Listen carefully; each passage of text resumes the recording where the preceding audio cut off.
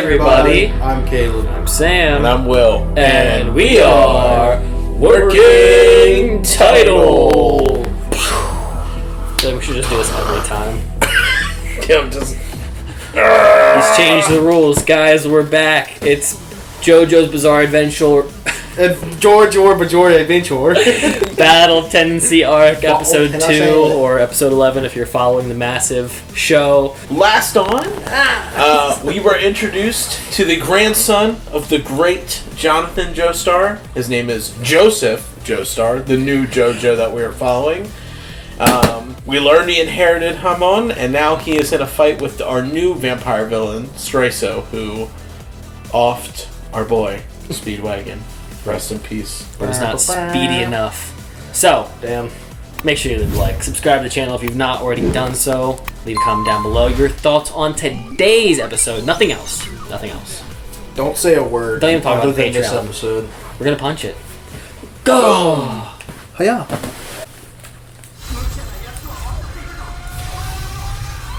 Frick. No full screen, bro? Man. I got excited. There's just gunfire. I'm trying to watch this right now. Straiso. Do it. No one even likes this guy. I don't even remember who he was.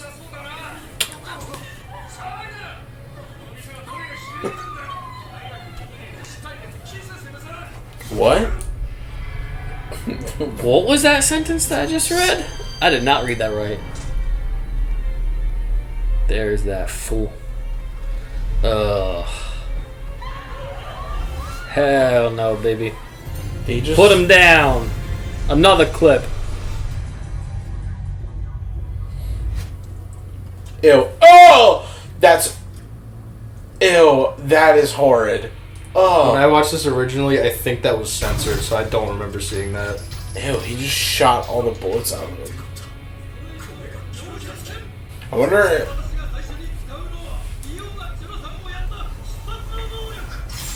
Yeah, put him down. Damn it. Bro, he unloaded the whole barrel. But he pulled a gun out of nowhere. Surely he has more ammo. Right. High pressure fluid, that's what that was. Space Ripper stingy eyes. Ew.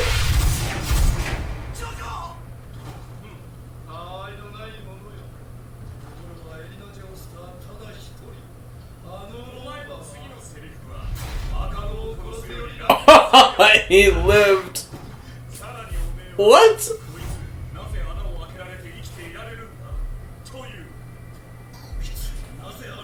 Why does he have foresight? He has holes in him too. I'm so. Okay, he heard about that. It's a mirror. Oh! That wasn't actually him. Wow. How did he manage to do that?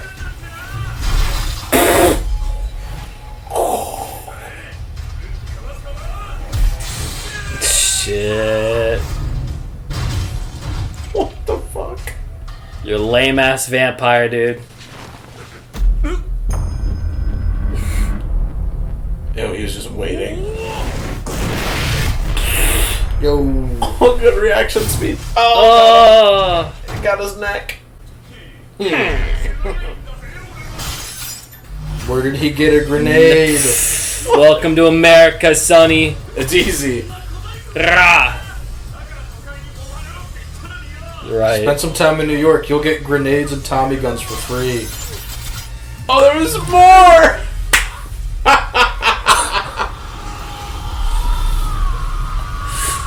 That's not how grenades work. Damn. Oh. We just saw the slow motion portion, that's all, Caleb. Menacing. Ew, is his body gonna start crawling back to... I was actually wondering about this. Oh, I was wondering because Dio, his head was fine. Ew, this is so gross. Caleb, was this censored? I think it was censored. Wow. I don't remember seeing blood and guts everywhere like that. Wow. Oh, that's so foul. Right, because Dio also had this little neck things, like the thing. Yeah. Little tendrils to come back. Right. Because they're jacked. Smoke, hi ho, smoke. said, "Bro, we gonna fuck run." this shit, I'm out. He just levitated through the ceiling. I don't think he levitated. I think he shot himself up. It looked like he was just a cat when you scare a cat. Just Ew.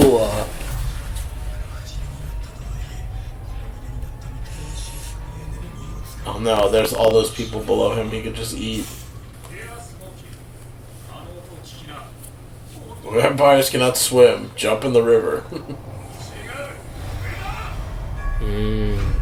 Spider-Man moment. Oh. This is the lamest vampire ever, bro. He's taking hostages. You're trash. Oh no, this is a bait. Oh!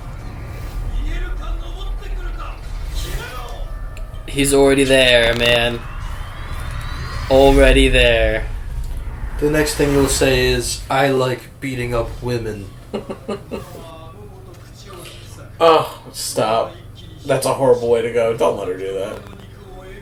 Ew! Oh! He's trying to call his bluff.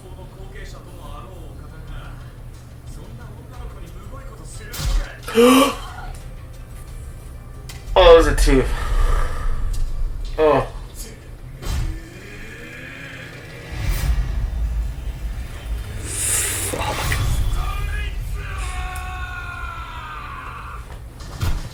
Why is he just naked? Whoa!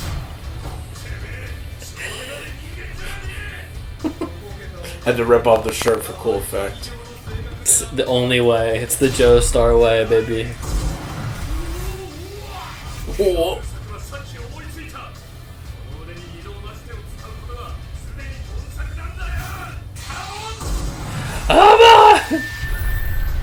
What is that? Oh, it's a Shot cup. glass. Stop.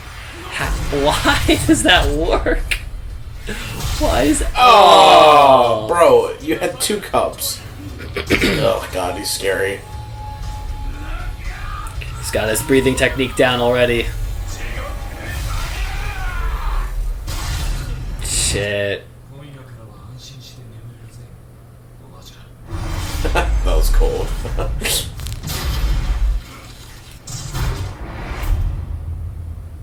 Why? He's not gonna die down there. You gotta finish him off right here, right now.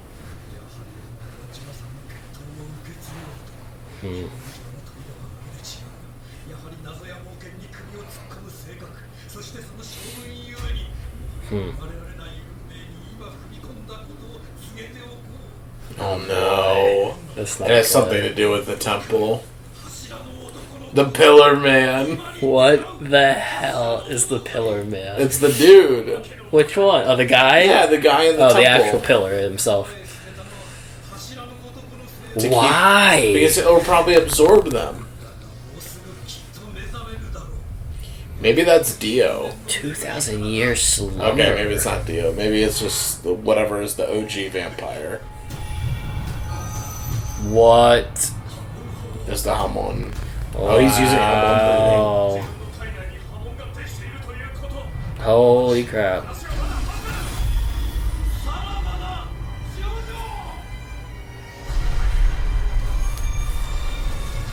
What a freak. What a goofy. What an absolute freak. What a goofy goober. Jeez. He did Alright, not the just do the Hulk. King Kong. Uh-oh. Here we go. Oh no. Is Dio actually Hitler? Is he Hitler in this lifetime? Oh no, here we go. It's the occult stuff. Gosh. Oh, okay. A German post in Mexico. Yes. Von Stroheim. Let's go. Oh. Duke Nukem? Duke Nukem. Ew. Ugh. Oh god.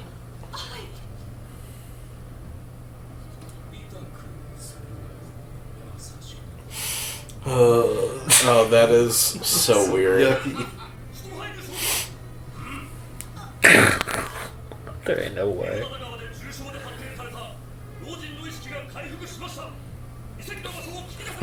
He's alive! Woo!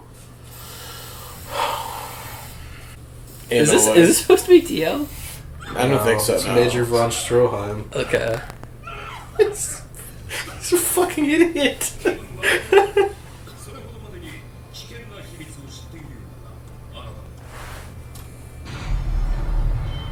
Great, then freaking Germany is going after the occult magic of the masks at Pillar Man.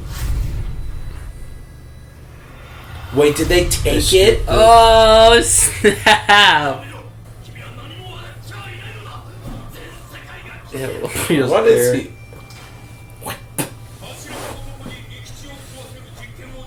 Yikes. Ew, oh no. Oh no. Bro, JoJo just got real crazy in this arc, man. Oh shit. Aww.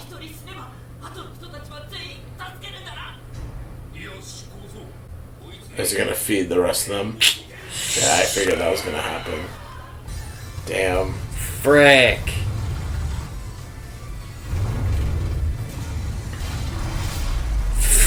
I'm really digging the aesthetic right now. Joseph is This is such so a fun. dork. Who the fuck is this? An assassin. Is he hailing He's the hailing the fucking pillar. pillar? Stroheim loves Germany. No. Dude. Oh my gosh. We've entered true JoJo land. Season 1. That was Just a little- just a little taste. Just a little taste. It was like, this is kind of like a normal, like, old anime production. This is kind of like, it's a bit silly, but it's pretty straightforward. This is like, complete 180. Yeah. I like what the show's doing. I like the worldly feel. Yeah, obviously World War II is such a massive moment in history that there's so much media coverage for it, or like film and television. What do you call it? Interpretations of this event, because it's such an easy route to do storytelling.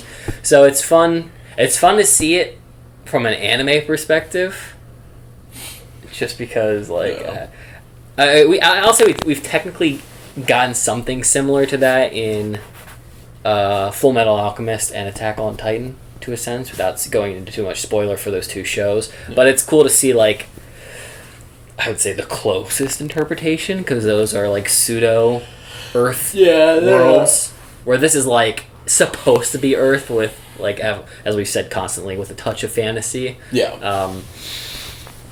I like it though, and it weirdly feels appropriate for JoJo. Like, it just does. Yeah. Because this is also, in my mind, when you watch things like Captain America, and actually like a lot of film that involves World War II, if it's not taken in the super serious route, like All Quiet on the Western Front, then you always get the complete opposite, which is like these over-the-top, over-dramatized propagandist pieces for like the war, which are like big billboards, super over-the-top statements, super over-the-top poses. It's just a big kind of performative era for like film and TV. So JoJo fits perfectly into this category for World War II era setting, and it makes so much sense to me. Yeah. That I feel like the season is going to be very fun. And I even feel too, it kind of, because this show or this story, the manga they started making this in the 80s, right, Caleb? Mm-hmm. Yeah, like it was just funny because it gave me like Indiana Jones vibes too. Right. Just from like the little things. Of course, it's that era, so it's the same time period. But just like, having the Germans involving like the occult thing. I mean, even at the end when he's like riding on the motorcycle, I was just like, I don't know why. It just feels very like everything about this show as we've progressed more and more. I'm like, oh yeah, I can see this being made in the 80s. Not the animation, of course, but the story itself. Yeah. Like, it just kind of fits something that I would imagine coming out in the 80s at the time. It's so funny too, like hitting those cliche points, like the Nazi occult, like the Tommy gun sequences yeah. at like an almost like through the window, you get shoots a person through it. I'm trying to think of some of the other, like the like you said, the Indiana Jones vibes with that, like I thought of it when I saw the motorcycle going through the desert. Covered shrouded assassins. Yeah. Stereotypical like insane. I mean, they're already maniacal, but like evil Dr. Nazi with like supernatural inboxed item of unbeknownst power. That has to do with another culture as well. Yeah. I mean, this is wild. So not what I was expecting from JoJo Part 2. Well, Lord. It's just funny too, because honestly, I didn't really know what to expect from JoJo as a whole, but it's just like none of this is where I was. Well, no. I wasn't leaning anywhere in these directions. I'm so glad that. But it's so also glad you were wrong. Speaking of the OP too, because we just saw it again since our OP video. But even like when you watch something like that, they don't use like spoilery scenery. It's all these like super funky, almost 70s into 80s wallpaper, like background choices with all these Technicolor patterns. And like as we joke, like it's super zesty, it's over the top, all these weird colors thrown at you, all these weird poses thrown at you, a bunch of dudes doing like wild like stances, facing off against people unknown, a lot of silhouettes, and so it doesn't give you this World War II vibe. Well, even like the clothing they're wearing, like he was wearing like a headband that was. They're both of them were wearing headbands that were like tied off at the back with the tall like floofy hair. I was like, oh, this feels like they're like in like one of those like what are they called, like hair metal bands or something. You know what I mean? Like it felt like a very like rocky feel, sure. Not rocky, but like rock music feel. So yeah, it's just funny. It's just really funny, just the way that I just love that I had no idea where the show is going. It's very satisfying that it's feeling this way. I'm a big adventure guy. Like I love any film that has to do with like the journey, like the and they talked about it today, and it just kind of made me smile with the sequence of the vampire holding him. Like, why aren't you letting me die? And it's the thirst for knowledge, the thirst for the mystery and the adventure, and it just caters so well to me. So it makes sense because some of our Patreons for like the longest time have said that they feel like this was gonna be a big show for me, and I already agree. Like it already has that wanderlust that I actively pursue in if not my daily life in general, wanting to go travel, my consumer life as well, just what I consume and watch. So this, I'm so excited. I've already said it like every single episode, but I'm so excited that we're on JoJo, man. Too. This was super anticipated, and it's living up to it already. And it kind of blows my mind that it has such a like vast network of episodes, because I never really feel like shows can ever be so appealing to me for a stretched amount of time. But so we'll progress and see how I'm feeling like 40 episodes from now, see how much that stays accurate. But so Joseph Joestar, you said was voiced by Marlo from Attack on Titan? That's what he said when we Joseph looked it up. Wow, I would never have known, because it doesn't sound like what I recall Marlo at all. He was dorky, and there were certain moments where he talked where I was just like, his voice just sounds super familiar in the first episode. It was very gung-ho, this one. So yeah, it was this one was a lot more like yelling and fighting and like, oh, you're gonna say, how the hell does this kid know that? How the hell does this kid know that?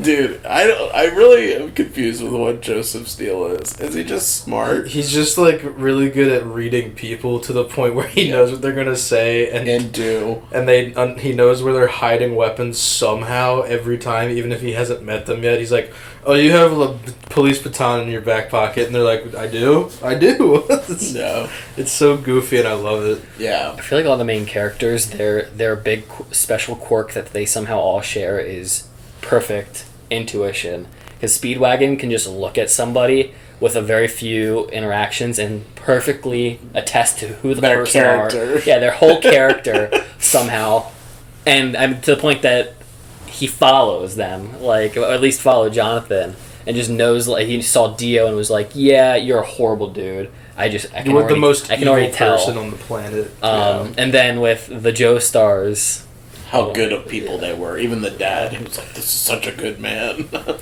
even like their ability to just assess the situation perfectly. Yeah.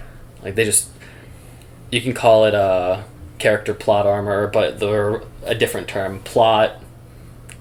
The plot tools. They just handed them. I don't know. Plot conveniences. Yeah, plot conveniences. They're the masters of plot convenience. Well, maybe Joseph learned how to read people from Speedwagon, and he just happens to be better at it than Speedwagon to the point where he knows what they're going to say. Yeah, because he said he considered him almost like his grandfather, I think, in the first episode. Yeah. But we picked up with the fight, kind of where I left off with the gunshots in the wall.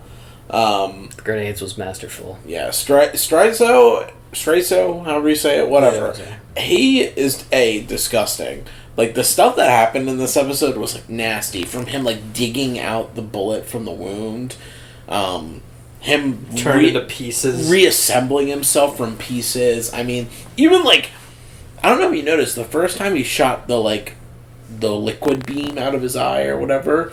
His eye like popped. I'm pretty sure when he did it the first time. If I'm wrong, my bad. But it looked like it popped that first time when it was just like this side angle, like the profile view, and it was out the cornea. You know what this show has? Jarring moment overload. I mean, there's nothing more jarring than Dio's head being able to tentacle itself and grab on. But the fact that I've already forgotten it until I saw the body readjust itself today. Yeah, but it did it in a worse, like, gross way. Yeah, but I'm saying, like, I shouldn't have forgotten that. But this show also has so many wild moments that are competing against each other. Like, it's literally just full of just extreme wild moments. For sure, yeah. That it's jarring overload, where it's almost too hard to fathom all the things they keep showing. Yeah. In a good way, but, we followed, Straizo got his ass handed to him inside the place. We learned all the measurements of what he can impact, jump, and, our boys ran away to the bridge. Yeah. Spider-Man sequence. Held the girl captive. She's an ugly bitch. Why should I care? Why should I care about such an ugly girl? Yeah, I love how he immediately retracted it. He's like, but you're really pretty. I don't know why I would say that. I was just being a bit silly.